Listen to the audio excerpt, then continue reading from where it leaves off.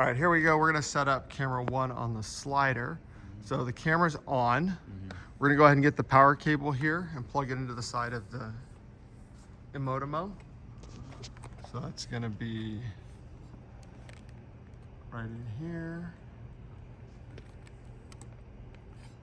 So that's gonna start turning on. We're gonna get the remote over here. So why don't you grab that remote? Which one? Over here. So we're gonna take that remote, hit the PS button, and start it connecting. PS. In the top. This one here? Yep. So that'll flash blue. So we're gonna come around over here. We're in live motion now, so we're gonna use the keypad. We're gonna arrow down 1 to program shot, and then you're gonna hit the X. So now you're gonna see this menu here. You're gonna arrow down to the start point menu, and then you're gonna hit the X. And now from there, you can pan and tilt this camera. Okay. So you can use your joystick. Okay. So that joystick's gonna do your zoom. Okay. So you have your zoom, your camera position, and then your switches or your slider position. Okay. So this joystick here, you can adjust your camera. So I'm gonna zoom in. So we are the inside screen edge.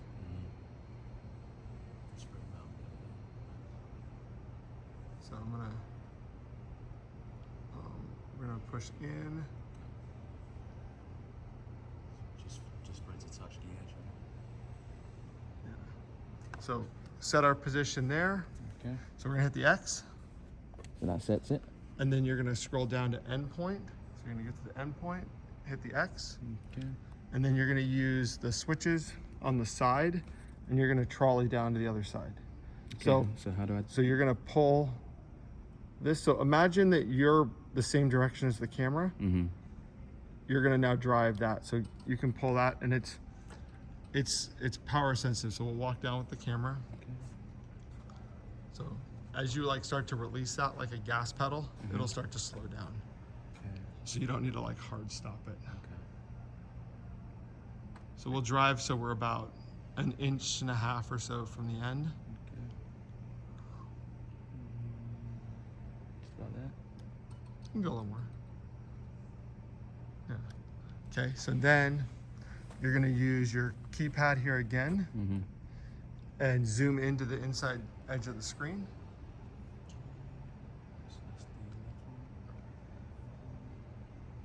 So you need to push left and right to zoom. Oh, left and right. Okay. Gotcha.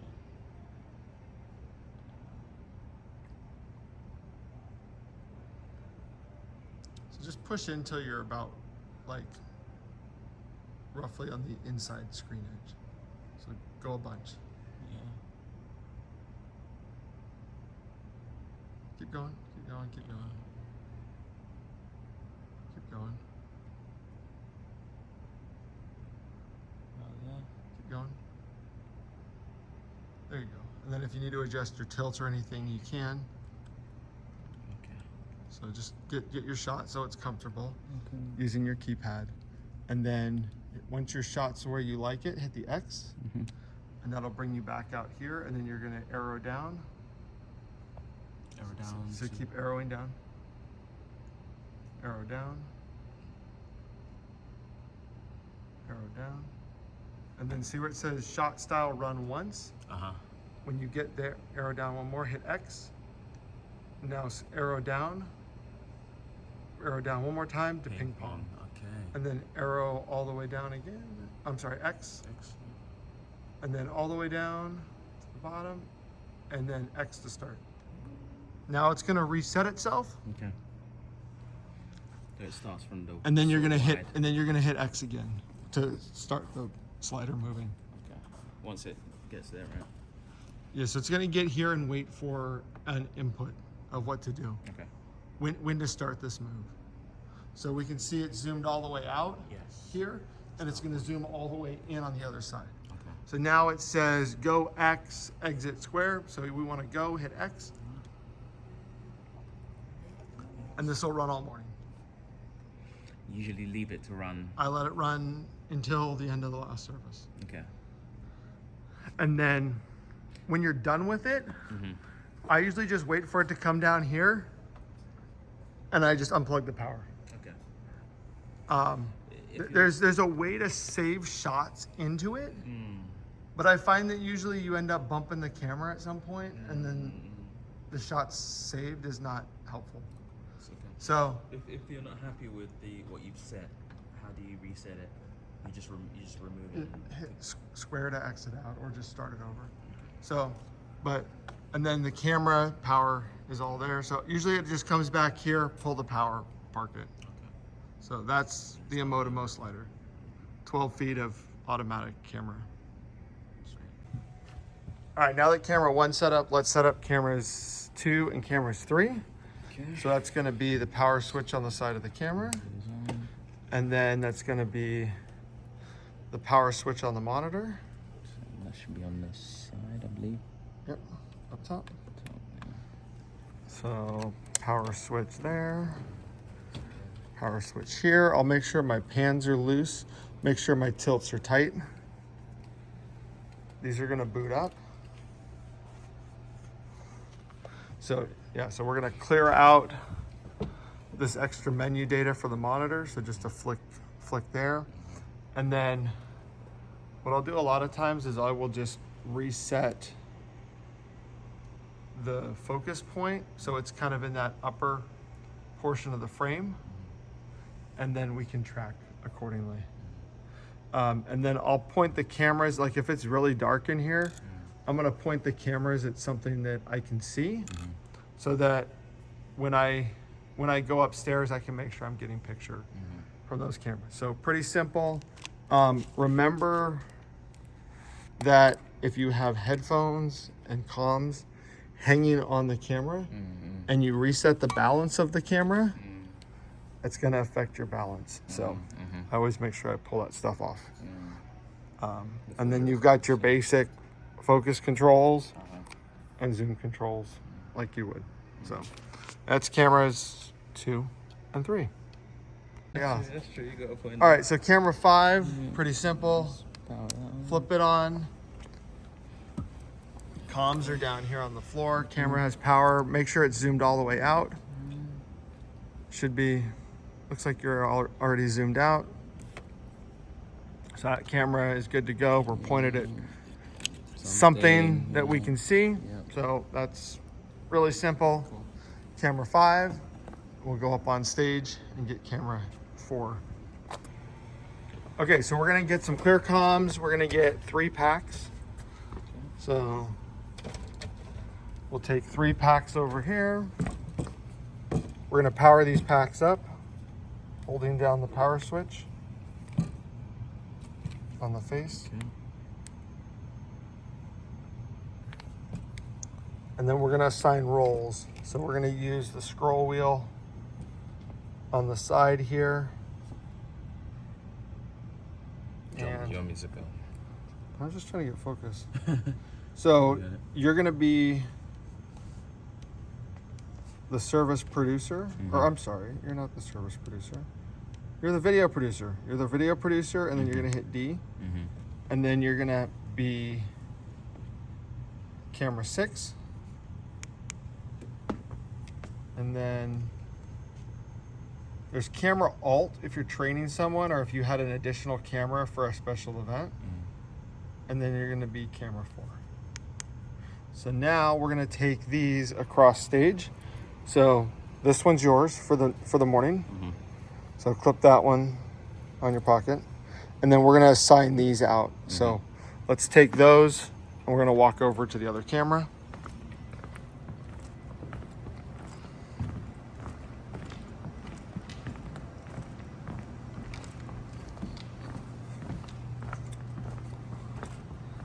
So in the dark here is a headset.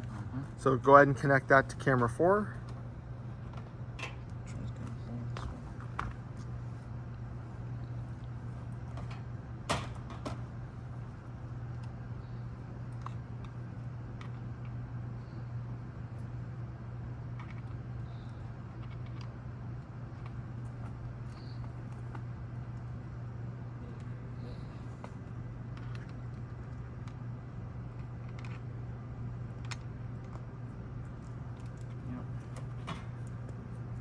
And then you can just leave that on the shelf.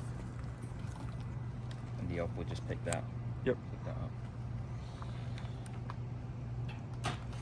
And then because the last service we had in here was a 4 p.m., this camera is still on the tripod. So we can just power it up.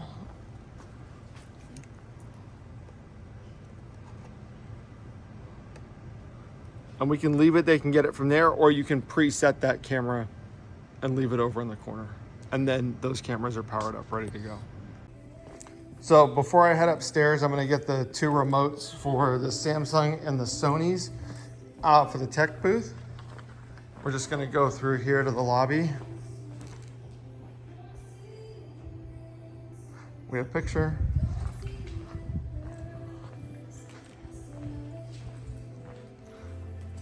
Picture.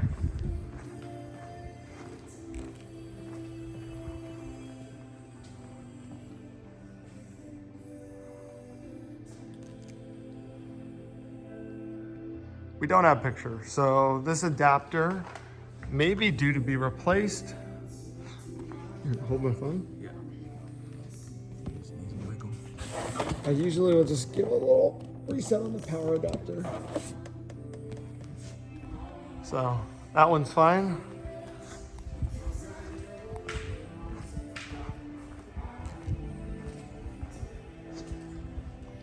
Picture.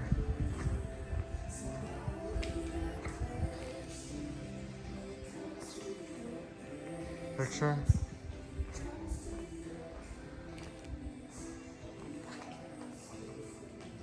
Got a picture there. I'll switch to the Samsung remote.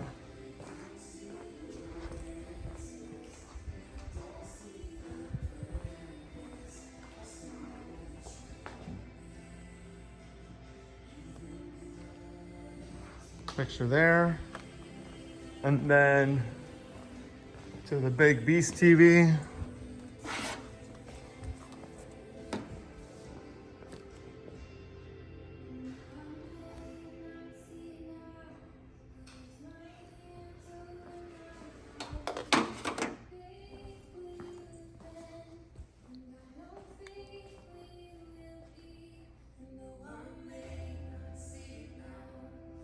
So that one just needs to wake up. Looks like this adapter might be. Let's get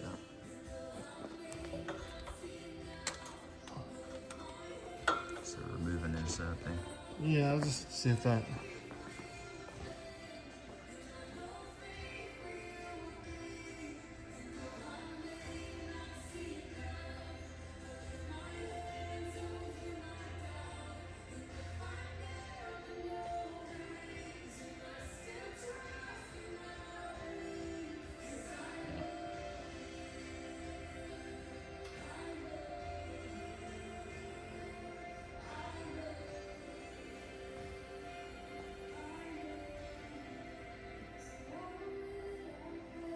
And then we have a picture here.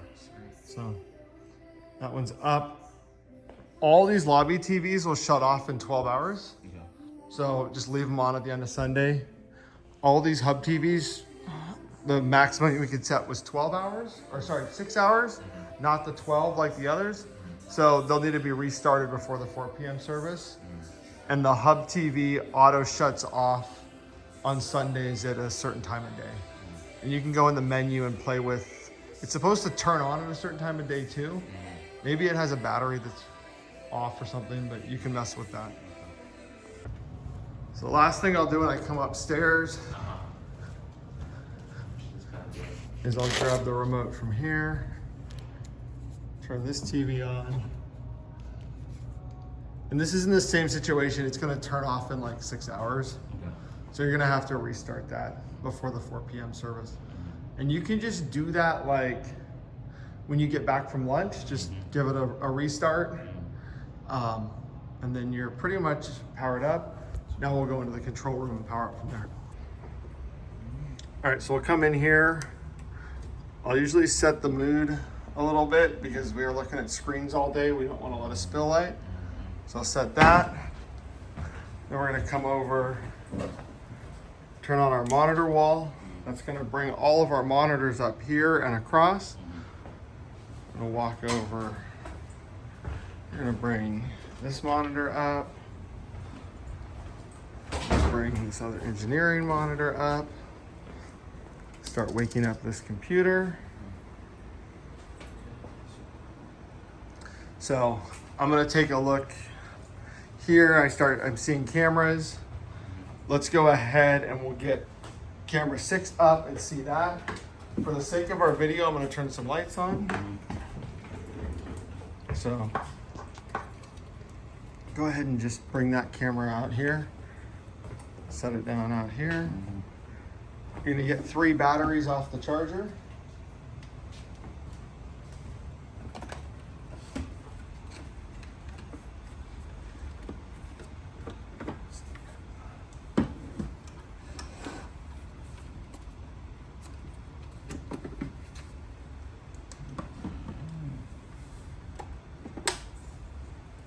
So here's your bonus information about batteries.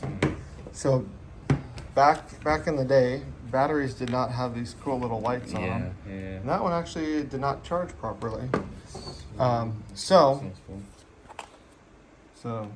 if you ever see batteries sitting by a charger or anywhere, and you see a battery like that, and you see a battery like this upside down battery is going to indicate it's dead.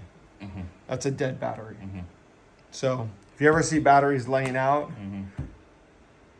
this one should be good, this one should be dead. Right. So anyway, I'll do 3 batteries for our wireless camera. Usually it's 1 for the run through and 1 per service. We have his comms pack here. So we'll make sure that that's ready to go for him. And then let's go ahead and put his first battery on the camera and then power up his camera. So just give that a good hit. That's on, and then you can hit the power switch on the camera, which is, Yes, yeah. yep. And then you're gonna need to bring the power switch on the transmitter up. And then the other thing that's getting powered is this little network adapter right here, which looks like it fell out. So you have that powered up also. So we have picture here, obviously, and it looks like we now have picture on camera 6 here.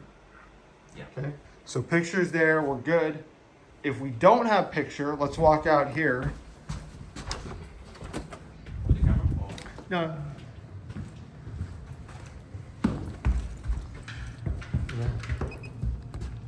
if we don't have picture on any of them? Or... No, just on the wireless. Okay. We're gonna badge in here.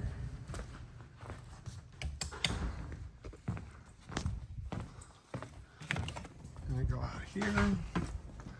The receiver is out here for the camera. We're gonna restart the receiver, and that usually will fix any picture problems. This SDI is run in, it's pulling power. Also note out here, this is your room camera that your audio engineer uses a lot of. And right now, this is your front of house camera. There's another one of these cameras floating around that I'd like to move a lot closer to the booth, and then you get night vision. But as of right now, that's how you can see. And you can just leave that guy and then go back to the other camera. And usually, if it doesn't work, you just power cycle that receiver one more time and you're good to go. Okay, so all of our cameras are functioning as we can see. We're gonna now go ahead and ensure our video switcher is in ME2. ME1 is up. Keys 1 and keys 3 are turned on. Right now, camera 1 is on the line, that's fine. We're gonna ensure that our campus is off air. We have our recorders here. We can hit the record button. I'm gonna spin over here. We have record. Looks like the card is missing from this one, so we'll get a card and put it in there, and we'll do a test record again, making sure that our recorders, ME2, our broadcast record, ME1 are screens, and our multi-view are all recording. Also, we'll check our Resi encoder in a little bit and make sure that that's online. So just a note for the switcher. So we set our MEs here, but ME2 is feeding into ME1 right now. And then ME3 is driving the content of our super source. So the program bus for that. And then if you can see then the preview bus. So if I punch up the preview bus for that, that's changing the content that's in there. So then ME4, so if I punch up ME4, that should be on graphics 2. That's Tim's Teach TV. If for some reason he ever needed different content on that TV, that's there. So if he didn't have picture on his TV, that's a place I would check, but it's buried in there. Program bus is Tim's TV. Preview bus is our center projector that's not installed. There's a done video. All right, in our engineering computer, we've got a couple of things. We have our Pro Presenter, which will be our name keys. So it's usually gonna be a blank. And then when we push over, we'll get a key, and that's basically coming through on key 3. So if I turn that on and off, you can see that that's on key 3. So this engineering computer is called Graphics 3, and you can set your people throughout the morning on who's there. There's a whole laundry list of people. You can copy and paste to make more people as needed. Basically, So the schedule of the program, I just line it up that way. So I just do the whoever the worship leader is that's saying the first welcome, whoever the host is for that day, and whoever the teacher is for that day. It's typically usually 3. Yeah. And then we'll open up the Blackmagic software here, and you can go into the little gear down at the bottom here. That's going to give you this menu, and then you can go into labels. And this is where I'll set our camera operators' names. Brent,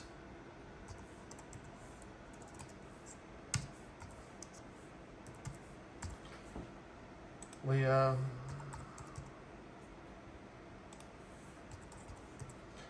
name. So I'll set my names according. I'll also set my graphics operator's name, and then we can see when we actually hit save there. Now all of our names will populate on the screen, and then also our graphics operator's name is there, so we can refer to those people by name on comms when we need to, so we can be a little more friendly with our team. And then when I get back here, I'll just preset this so that our video director, when they get here in the morning, can just punch through. So, okay, for our comm system, we have Clearcom system here, and we have our channel 1 or channel A is everyone front of house. So our graphic operator, our lighting operator, audio people, they have a phone that they can pick up, broadcast audio, service producer, stage manager is all on A, okay? Channel B is us, we're broadcast. So we're gonna have B for broadcast, we'll have all of our discussion on there.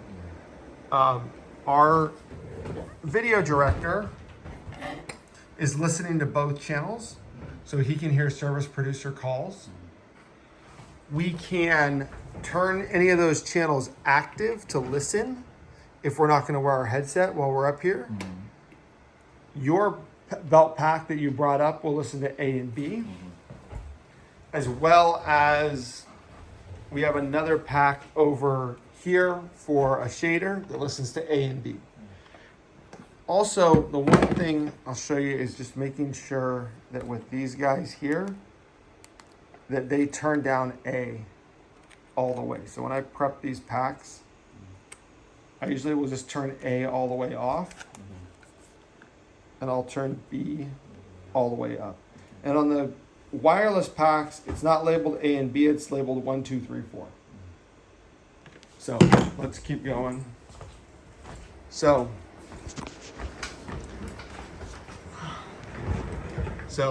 A is front of house, B is broadcast, C is our guide channel. So that's coming from our broadcast audio console, and that's going to be Shep's guide channel tracks. So that is usually in listen mode, and that's just an active speaker in the room. We can adjust how much of it we hear on there. D is channel 4. That's a talk around channel that we can use. We can talk just to our wireless camera operators when we walk up to them for engineering, or we can assign a pack to somebody that we're training. It's the same thing here with the Clearcom. 1, 2, 3, 4 is A, B, C, D. If you ever get stuck in a situation where there's a bunch of packs that have been bumped or left on, you can RMK, which is remote mic kill, and that will kill everybody's microphone. So you can just reset everybody all in one hit. So And that kills both A and B's mic packs. that kills A through D. Okay. Kills everybody's microphone. So any microphone that's on, it kills it. If you do it during the show, you might throw some people off. But sometimes somebody will set a pack down and bump it on, or you're just hearing a bunch of chatter that somebody forgot to turn off their mic. We have the power to turn it off here. So this is the main brains to everything, the power supply. This is the wireless, and this is just a speaker station. So this is just another point. You could put a headset on here and have another director sit here. A lot of times we'll just turn those on in between services and we can listen and not have to have our headsets on. Just remember, if you go to queue up your headset here, you're gonna get it, and it may come back really loud. So there's your quick tutorial on comms. Okay, so in Dropbox, we've got some shortcuts to get to some folders, just so we know those folders are located under production. And then there's classic service. And a lot of times I'll make sure that they have like a still image of like one of our weekend messages. So they have stuff that they can project. Not gonna need that on this computer. In this computer, we'll need weekend assets, and then we'll need graphics weekend messages. So on graphics 2 is just gonna be Tim's sermon. So there'll be a folder that'll get moved in every week for him. And that has a PDF of his slides that he used to review them. And then that has the ProPresenter bundle. So we'll just launch that ProPresenter bundle, and it'll ask us where do we want to import that into ProPresenter. It says messages. The file name exists already because we're either in that series or it's detected that there's a similar file name. So I'm either gonna write over or I'm gonna write new version depending on what this is. This is a sermon series we've done before. I'm just gonna write over. Apply all, write over. So that's gonna load up in here. So there's Sunday messages is the active bit, and then under messages is everything. So it loaded, here it is. So his first slide is always gonna be a black JPEG. So we can push that TV out in black. And then during the bumper video, the graphic operator will go to his first slide, and then he'll advance his slides all the way through his deck until we get down to his last slide. When he goes to pray, the graphics operator will take that to a blank. As soon as the TV clears the video shot, they'll black it out and reset it. Other things that this graphics computer could be used for is if the host wanted to show pictures, we could show those full screen and have our operator punch those up in our box graphic in that super source. So we would have them load those, our graphics operator or our video director would load those up, and then our graphics operator could advance through a set of pictures as well. So in Dropbox here, these weekend folders are offline, so they should be just building themselves. But that other graphics folder doesn't offline here because that's primarily used for things on this computer over here. So on graphics 1, we have our Dropbox link just the same. And then if we had videos of whatnot that the team has created, they could get pushed into that folder and loaded in accordingly. So when I load a video in over here, if we go to, let's just go to announcements. Let's go ahead and just delete this video and we'll add it back in. So we want to show a video. We're going to do this Mother's Day video. I'm going to drop it into where it's going to go. It's asking me if I want to write over because it's already in here, obviously. The first thing I'm going to do is I'm going to right click on this video. I'm going to do go to next timer of 0. So that means at the end of this video, it's going to go to the next slide. So as this video ends,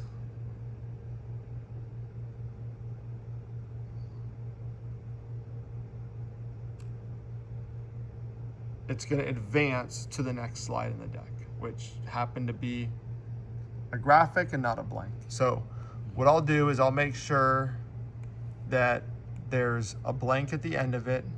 The other thing I'm going to do is I'm going to go to this macros tab and video setup. I'm going to bring that on top of this slide. That's going to change all of our confidence monitor feeds. So it's going to show confidence 1 is going to be a countdown, and then it's going to change confidence 2 to a live slide of what is happening. And that's how we can just drop in a video into Sunday morning. And then these other slides will then reset themselves back to previous index. So, yeah, everything really should just come through that graphics folder accordingly, and then it'll offline it on this computer. And you've got the same sort of thing set up with your pre-service countdown. So it does the same move where when it finishes, it clears out. Also, Tim's bumper video, we push a frame of black at the beginning of it so that it's a clean start up in the classic service. And then when that video is done, it's gonna go over, and then all of these slides are written accordingly to start his clocks and his timers and everything else. So if I go into confidence 1, it's now changed it. So if I start the video again, you can see it's the countdown. If I go to that first slide, it shows time of day. And then if I go to confidence 2, it's starting a count up timer. And you can see on the little note here, we can find focus. It says time of day count up timer. Other slides for different teachers is time of day countdown timer. So now that's a countdown timer. So we can change what's on the display with all this information written into the slides. So more information about that at ProPresenter's website. They have a lot of video training on how that's set up, but the most basic is this macro should set up most of what you need if a video is being dropped in. Okay, so let's talk a little bit about sources and destinations. So basic sources that we have is camera 1, camera 2, 3, 4, 5, 6. We have a line for camera 7, which could be another wireless DJI camera. Camera 8 is just this hardwired black magic in the back corner that we've used for like Christmas Eve, big candle lighting moments. We then have graphics 1, which is 1, 2, 3, 4 inputs into your system. So that's your key, your fill information. So that's going to be both of those are going to combine in your switcher to cut out your graphic. Then you have your confidence 1 and your confidence 2.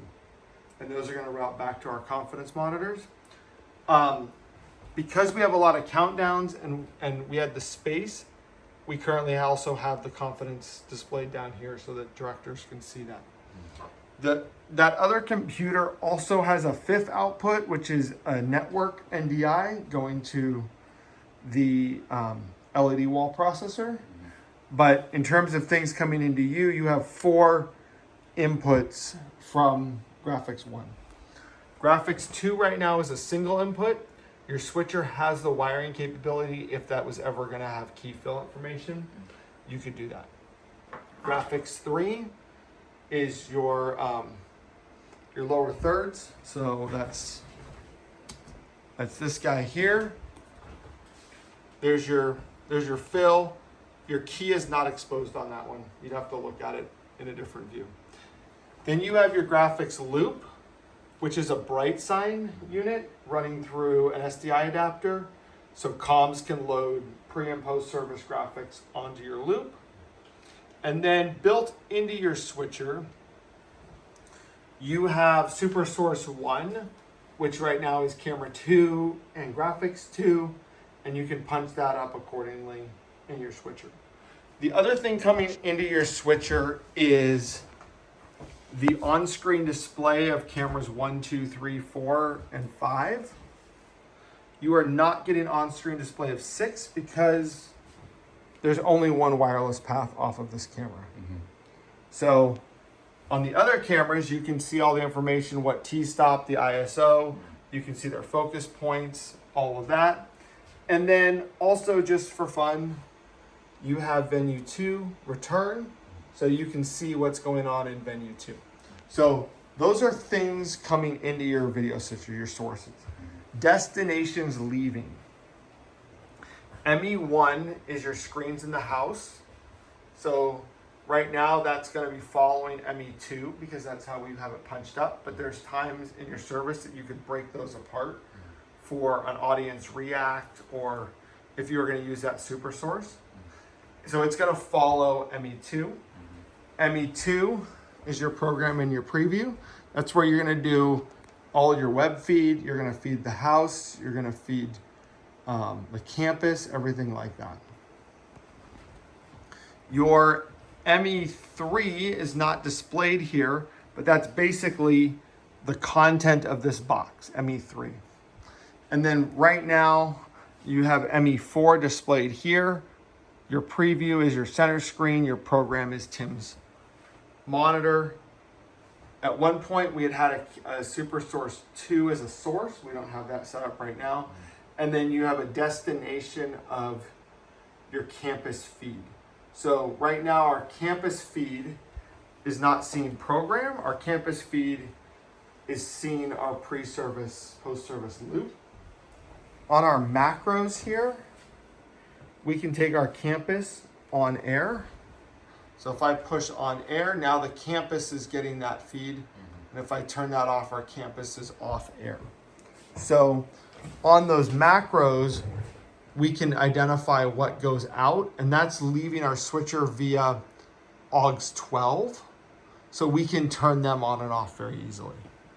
There are times where we may want to show different things in different places. So if we use this macro here for teach camera wide shot. So let me set this up where Tim is teaching, it's a tight shot. So you've got camera 2's on the line, it's a tight shot, 3's in preview, Tim tells a joke, there's an audience react. Teaching camera wide shot can be pressed, and now it's gone to a wide shot. But if you look into the house, you are seeing that his tight shot is still active. So that would mean if our projectors were turned on, he would still be in an iMag on a tight shot when you're in this wide shot on the house. So it gives you a nice moment to breathe. You can take that every so often in the sermon as well, just to, kind of at a pausing moment or something, just to kind of reestablish the room and breathe. And then to get out of that, because what that did is in ME1, it did a bunch of splits. You have to get out of it by using a macro. So you need to either return to camera 2 or you need to return to camera 3 if you wanted to go back to like a head to toe. So you have to use the macro to return to that. The other thing that you can do is if you're going to use that super source over here, there are box background 1 and 2. So depending on where it's going to get used in the service, if it's going to get used in the host piece, it can be a generic background. If it's going to get used in a teaching moment, it can become a teaching background. So you can toggle between how that's going to get used. And then to use that, you would do box in ME3 preview. So that's going to be this here. So now you're going to have your teacher, your host, whatever you're using in that camera. And then this source is right now graphics 2, but then that source is being sent to the worship center screens, full screen. So the host could then click through photos of something, or if someone was teaching and wanted to show a picture full screen without using the Teach TV, you could then bring that. And it's the same thing. When you're done with it, you have to return with a macro because it's done a bunch of splits. It's looking at an ME, it's doing a bunch of things. So when you return to it, you need to return box out as a head to toe, or you need to return as a tight shot. So those are your macros there and how you can use those to break up different sources. There's also a couple of like little preset things, but those are not currently active. They were set up originally for routing audio from different venues into here. So you would have the worship center as a source, or you'd have venue 2 as a source. They're not currently set up. So that's a quick overview on sources, destinations. Most of your sources, or I guess I could say all of your sources, come into the switcher. All of your destinations leave the switcher, but then some of the distribution happens from the router. And I'll give you a patch list to how that's patched and configured.